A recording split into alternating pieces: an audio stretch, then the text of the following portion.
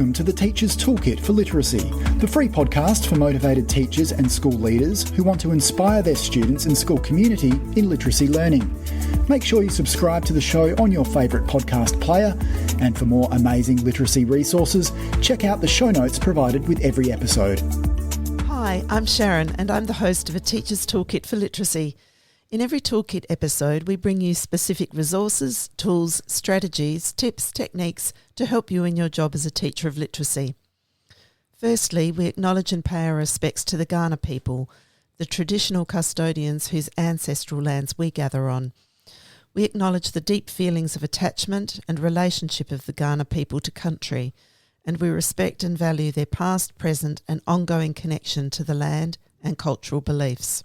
And welcome, Phil. Thanks, Sharon, and welcome back to part 2 of our podcast. Enjoy. All right. And number 6. Number 6, getting started with literacy routines.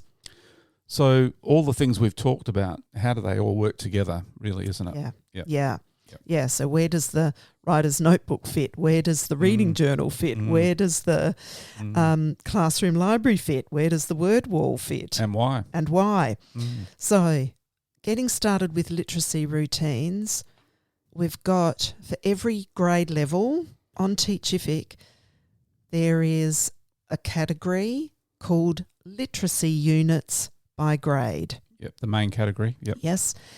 And within those literacy units, so you can go into your year level and you can find the one we are recommending for the beginning of a year is launching the reading and writing workshop.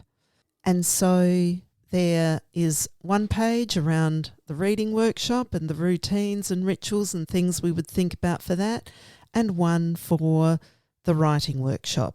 Yep. So that sort of gives the beginning of year thing, but we don't just leave it there.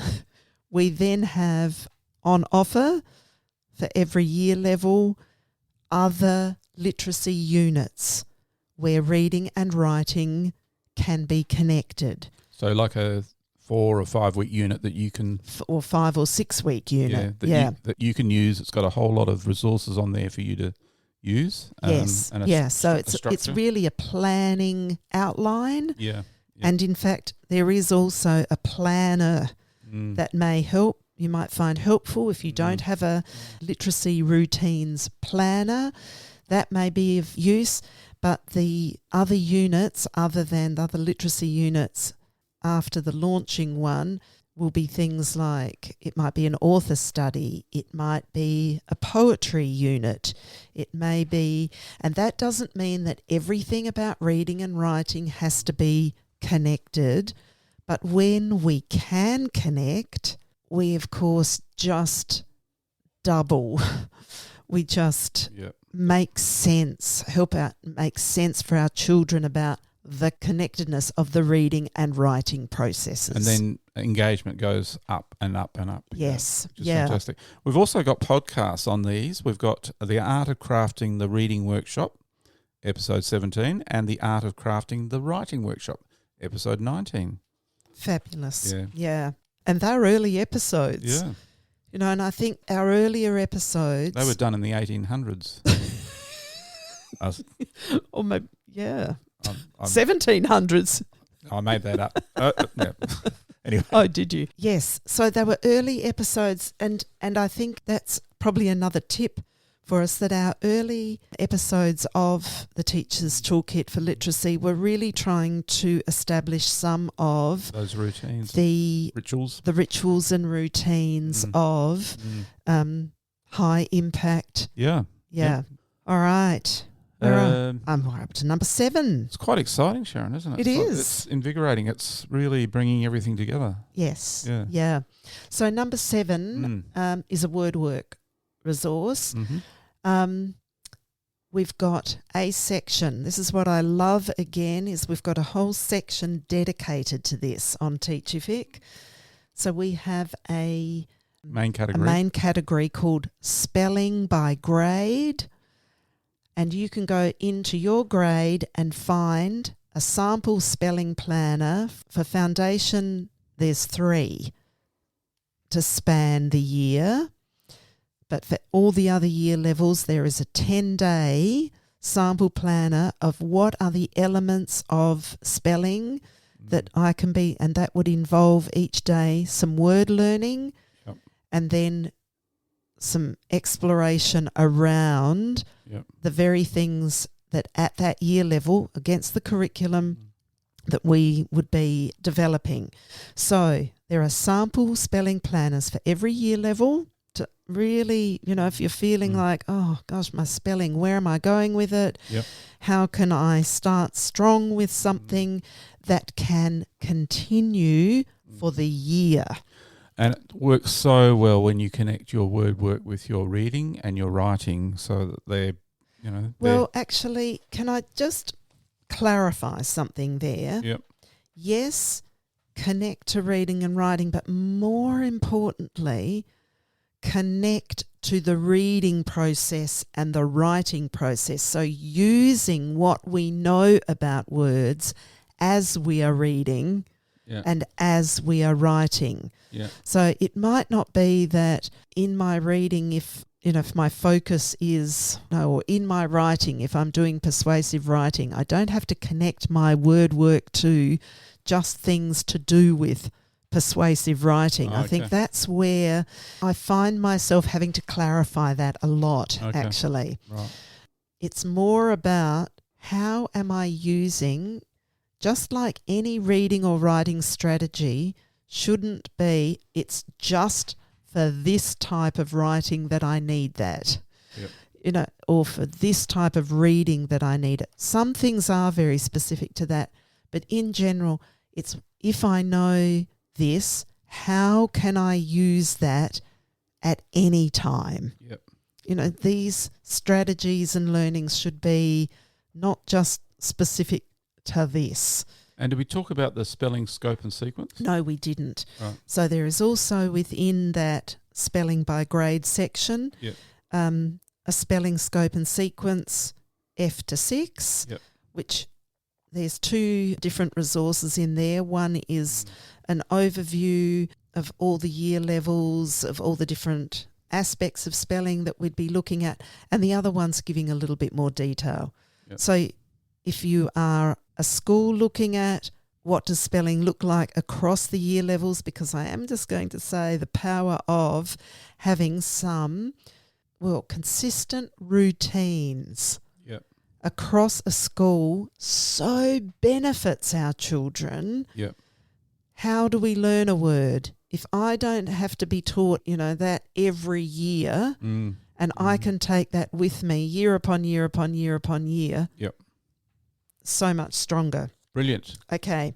Number 8, read aloud. Right. We've put read aloud as we've pulled it out of the reading because that's something you can so plan for. Read aloud should be a daily ritual. We should just always have a read aloud on the go or read alouds on the go. So to support in that, if you go in Teachific in reading workshop. So that's the main category. Category. There is a subcategory of read aloud, and there is an article in there. And then we've got some powerful podcasts. 3, I feel. Yes. 1, and this is an early one, because we did a podcast on all of those timeless T's, and we said true tasks, the importance and power of read alouds. Read alouds don't just exist for listening. They are an important, critical aspect of talking about books. So oral language, they are a critical part of vocabulary development. They are critical for fluency. They are critical for comprehension. They just teaching reading strategies, really.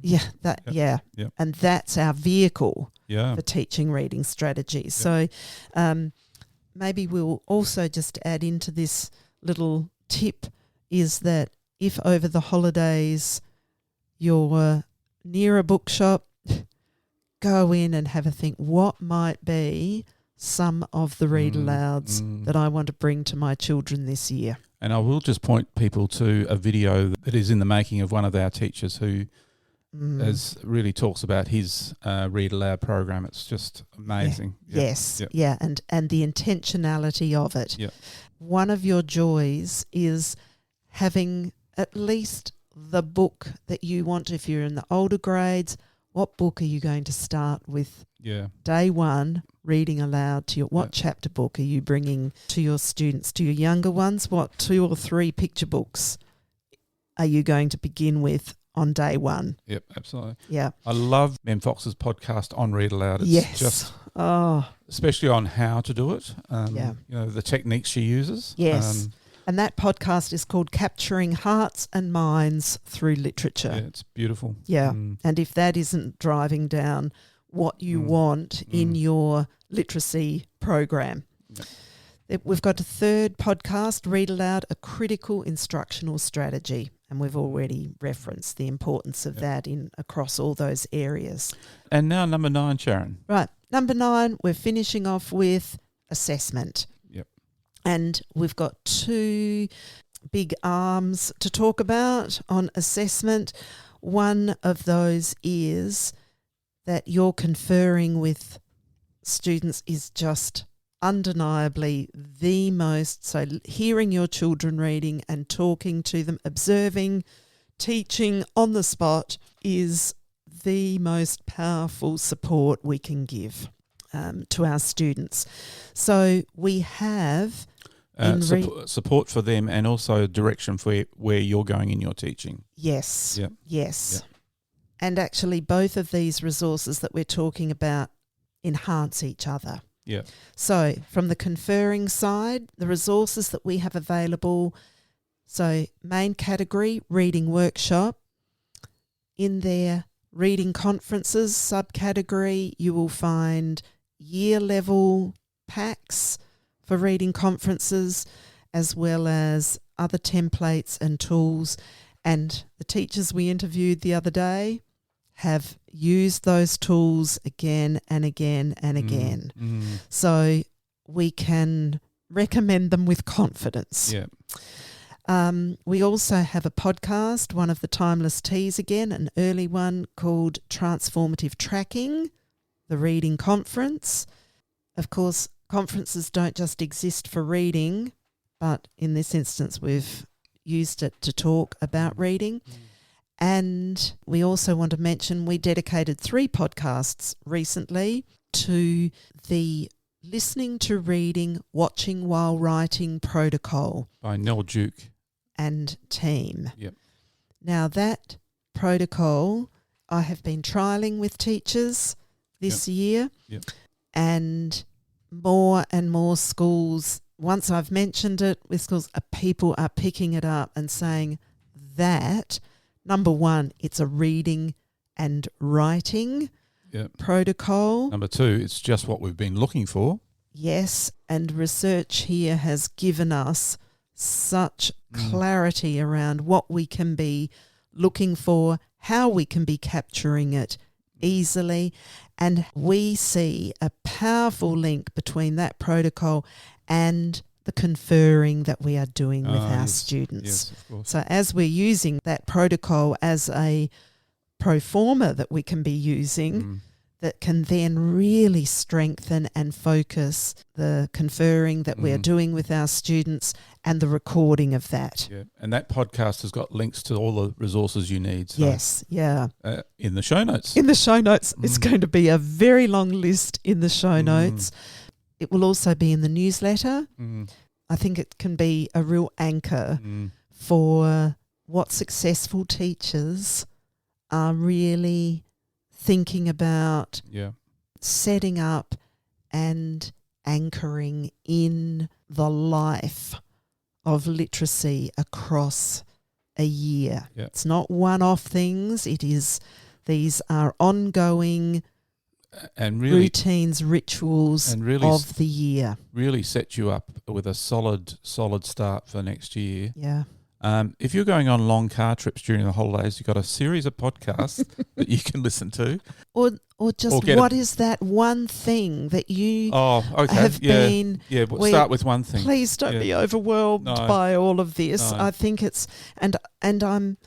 oh gosh, we never ever assume that these aren't things that people have got in place already. And when you've got things that are working... This is the time of the year where teachers are being asked to write down how many exercise books they need for their children. And so one of those can be a reading journal. We can order an A5 book that we cut in half for our quick write book. So there are a number of things that you can order and get in place, even if you know. Yes, including manila folders. Manila folders, yeah. Yes, for those word walls. Although some people, for personal word walls, will stick those into a reading notebook. But they are things to be thinking about. And if you work with a team in your school or you're chatting with teachers, that are going to be at your year level next year, it's good to talk through those things and think about what you want to set up as part of the rituals and routines that your students are working with. Part of the celebration of this list of tools is these are the tools that teachers we've been working with have been finding to be so supportive and such a critical part of their routines that we really think it's worthy of sharing those from real teachers with real experience of how these have worked and how children respond to those as routines. Now, Sharon, talking to one of our teachers at a school the other day, he said earlier on in our podcast we used to have a category called tantalising texts. So I thought it would be really nifty to bring that idea back into our podcast. All right, so tantalising text. I've got two. Yeah. And I want to talk about those for the two reasons that I've brought them. One is...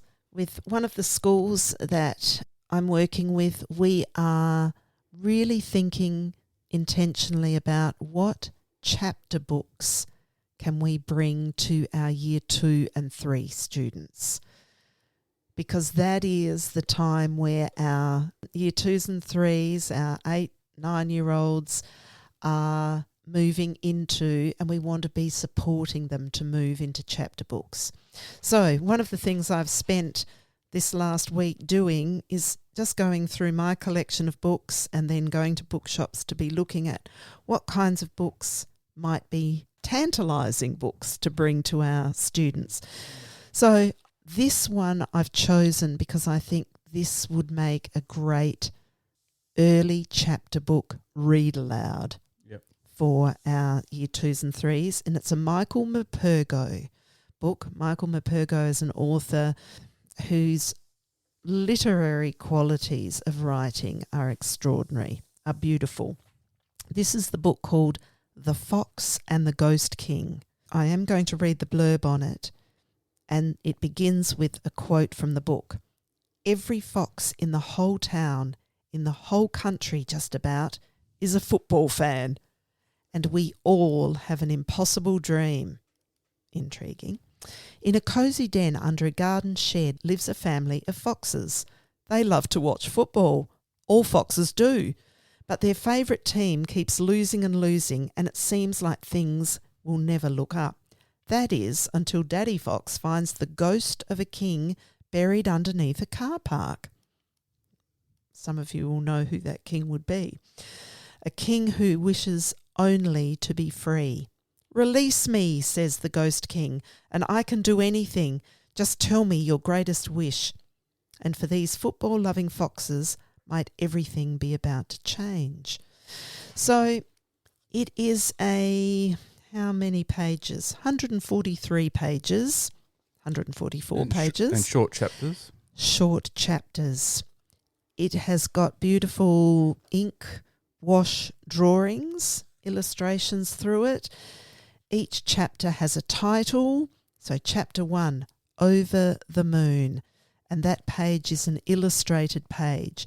So it's got some features that are really going to support younger readers. It's well-spaced print on a page. The size of the font is quite large. There's a lot of white space around it. So I think it's a great one as a read aloud, because we want, especially our year 2s and 3s, to be getting the read aloud and then knowing, oh, that's a book that I can now take on for myself. But it's the importance of thinking across the chapters that we need to introduce to our students in our read alouds to be able to get them into the thinking that they need to be doing across chapter books. Brilliant. So, The Fox and the Ghost King. So that one was really specifically thinking about chapter books for younger readers. And of course, it's a beautiful book to introduce them to Michael Morpurgo as an author, whilst a lot of his books will be for older readers as well. How wonderful is that for a younger child to be growing into other books by the same author? The other book I brought in, and I'm going to say, oh my goodness, I did go book shopping the other day with our son's girlfriend, who is as big a book lover as we are, and who does exactly what I do when we go book shopping, and that's opening up books and going, oh, look at what's in this book. This is the book called The Magnificent Book of Dragons. It's written by Stella Caldwell and illustrated by Gonzalo Kenny. And I think I'm right in, I would have to look this up now. It was only published last year, but I believe there's other books by the same, I don't know if by the same author and illustrator or just laid out in the same way. But it's the layout of this book that is so powerful and so intriguing. So it begins with an introduction, a contents page where there is a double page spread dedicated to every dragon in this book. So each double page is set out in exactly the same way, with a wonderful big heading on the page with the dragon's name, and then instead of dots for all the bullet points or all the facts listed about the dragons, there is a dragon head being used as the bullet point. So I love features like that it's not just a dot, it's a dragon head that's being used, the silhouette of. So it's got 6, I'm going to say dot points, but like 6 facts listed about the dragon, and then there is over half the page of the double page spread is a magnificent detailed illustration of the dragon, and then a sidebar, and the sidebar being some information to the side, and it's always headed with at a glance, and it will tell us where in the world this dragon lives, its appearance, its lair, its behaviour, and its dragon power. Wonderful. Yeah. So it's tantalising in its topic, in its layout, in its illustration and text connection, in its text features that it's using, and in a way that it invites a writer to create something using those features and that layout and that language and that, you know, the way of being as a writer. So it's also got tremendous and wonderful information, but looking at that from a writer's perspective, that's what makes it so tantalising for me. Reading like a writer. Yes. Yep. Yeah. Fantastic. Thanks, Sharon. And so, Sharon, we're signing off from 2024. What a busy year it's been. It's been a magnificent year. And wherever you are in the podcast teaching land. year, in the teaching year, some of you are beginning years. Yep. Some of you are ending. In Australia, of course, we are winding down. Yep. We are in the last weeks of this school year. And so it has, as it has been over the last 4 years of podcasting, it's such a pleasure to be bringing stories from classrooms, things we've been pondering over, things that research and researchers have brought to us over the year, new books, old books, connecting you to resources that we've found that others have created and ones that we have found to support, the work in classrooms that we've created. We're so grateful for the teachers that we've worked with this year and students, who bring so much of that insight into this work that we feel that we can then share with you as well. Yeah. And thank you for the feedback that we've had. It certainly gives us lots of encouragement. Do you know, I also just actually want to make a very special mention to all of those people all those teachers and leaders and coaches that, outside of any formal work that we're doing with people, it's those ongoing conversations that we have with people that are just so vital and so, that they're the mentors as well as the side-by-side. I am just going to share very quickly that yesterday I got to share the day with 4 other educators who I have had the pleasure of learning with for many years, and 3 of them I went to school with, which is a long learning journey. But I love how one of them messaged us all today and said, "You are my sisters in learning." Oh, that's a lovely term. I thought, and we had a day of, whilst social, it was just an incredible day of conversation and joy in the learning we have had as teachers. Yep. So I really want to thank all those for whom we've had conversations with this year. It's been far and wide, those conversations. And I think that's the power of the profession, is the learning conversations we continue to have. And we hope in some small way this is what the podcasts do too, is even if you can't be in conversation with us because we're the ones doing all the talking. Well, there is one way. They can pop onto our Teachers Toolkit for Literacy Facebook page. True. And write something there and tell us what they think. And Or ask the questions to prompt conversation amongst the Facebook group too. Yeah. And if you're not a member of that Facebook group, we do have a Q Learning Facebook page and you can comment on that as well. And we're looking forward to 2025 and continuing to support you.